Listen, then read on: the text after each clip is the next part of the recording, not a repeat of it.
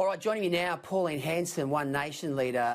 Pauline, you've just heard that union official talking about how this has been a complete scandal, this particular Ruby Princess fiasco. He can't believe that Brad Hazzard hasn't been sacked thus far. What are your thoughts on this, and how do you think the New South Wales government have handled this particular scandal? I totally agree with Mr Garrett. He's totally right. As I said this morning, Brad Hazzard should have been sacked over his handling of the whole situation, and the Premier needs to answer also why he's still in his position.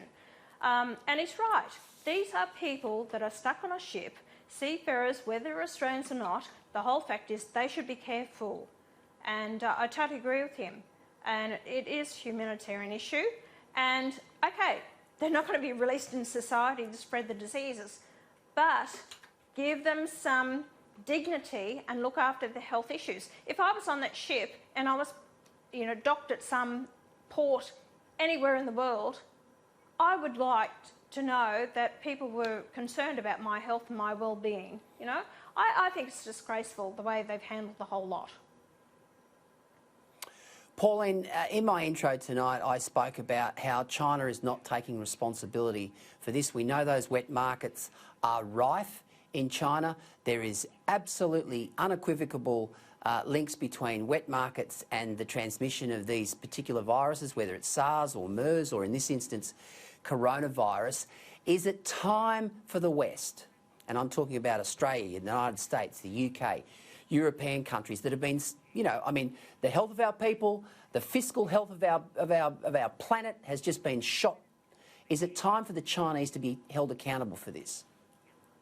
Of course they've got to be held accountable. I've got no time for China, and the less impact and ownership in Australia, the far better I feel about it. Their attitude towards the West is evident in how their attitude towards us. They knew they had their virus last December. They never told the world whatsoever about it. And I have no time for the Chinese as far as I'm concerned. Get out of our country, stop our ownership, stop using us. And they've sent their tentacles throughout the world. They've ingratiated themselves into the countries, and the same as Daniel Andrews. I'll tell him, don't do the Belt and Road with China. You're a bloody fool. They want to put their tentacles in there. They want to bring out their own workers. And the Labor Party policies, I read the white paper that they had, was open up the borders to Asia, to allow them to come down here. Australians learn to speak Asian, and that's the attitude of the Labor Party. Well, I'm telling you, it's not on. And if people don't understand our situation with China at the moment, we signed a free trade agreement with them in 2015. It was up for review 4 years later. So that means 2019, or is it, still on the cards? As far as I'm concerned, I'll tell the Morrison government, get out of the deals with China, start being self-sufficient here, build our industries and manufacturing, create the jobs here for our own, needs in Australia. Pauline, it's very obvious that Australia, probably more than any other country in the world, is flattening the curve on this particular virus. The amount of contractions of the virus, and of course, one death is too many, but the death rate is among the smallest in the world.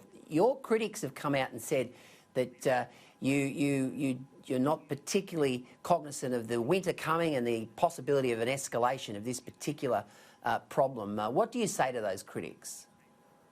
Well, what are they having a go at me about?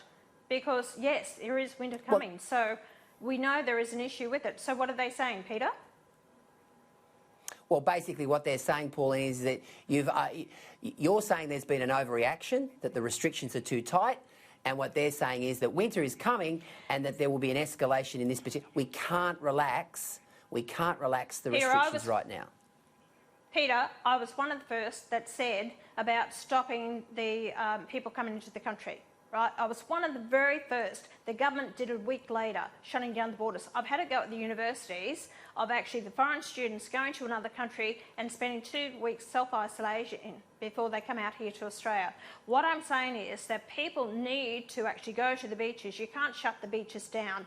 People need to have that activity. If you think you can lock people up in their small one-bedroom apartments with kids, screaming kids, and you've got to entertain them is the way to go. It is bloody ridiculous. If you think closing the beaches, but you can have transport where people are packed in together is you're putting out the right message. I'm sorry, I don't get it.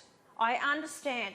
You know, you talk about SARS and you talk about MERS. Do you know they are coronaviruses? They have never found a vaccine for that to this date, and that was 2003 and 2012. This is a coronavirus as well. So yes, we need to be very careful, but we need to send a clear message to those people that are vulnerable, the old, the infirmed, the people that have respiratory problems, those disabled, you know, invalids or people who have asthma, diabetes. You have to take special care of your own needs and make sure that you protect yourselves as with the rest of society. Peter, I'm telling you, this won't go end in 6 months' time. We're looking at a couple of years down the track. So if we don't sort out our economy, how we're going to recover from this, it's going to have more of an impact with depression, family violence, problems that are going to happen because people are going to be so destitute and losing their properties, their homes, everything. So we have to have an exit strategy. So I'm not over the top. I'm trying to be realistic. I'm not an ideologist. I'm a realism.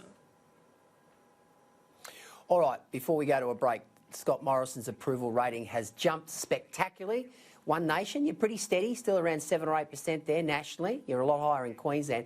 But Albanese's approval rating has gone down. The Labor Party seem to have sort of lost a fair bit of ground out of all of this. Do you think Morrison's doing a good job, and do you think Albanese has sort of lost a bit of his shine in the last 6 to 8 weeks? Peter, this is a tough position to be a leader of the country, any country in the world, to deal with this. This is a pandemic that's never happened since, you know, the Spanish flu of 1918. Right, so a lot's happened in the last 100 years. I think Morrison is trying to do an excellent job. And we're also helping him with suggestions on the side, and the ministers are listening to me and have taken up some of my suggestions. It's about us pulling together as a nation and listening to the good ideas. Morrison's doing a great job. Do I have faith in the Labor Party to have done the same sort of job? No, I don't. Do I have faith in Albanese? No, I don't. Great guy. Do I think he's a great leader? No, he's not, as far as I'm concerned. Do I have a lot of confidence in Greg Hunt? Yes, I do. And Peter Dutton? Yes, I do. Because I've worked with them and they are a calibre of a person that I trust their judgment, and I trust Morrison's judgment with the good people beside him. It's a tough call to make. Do we always agree with everything that he says? No, we don't. But he is the leader of this nation. We have to put our faith in him to make the right decisions for us. And we've got to pull together and work on this to make sure we get through it, and the other side, to pull our nation together and help those people that are in desperate need for us as leaders of this nation to make the right decisions for them. Pauline Hanson, fired up there. Thank you for joining us tonight on Sky News Across Australia. Always great to have you on, Pauline.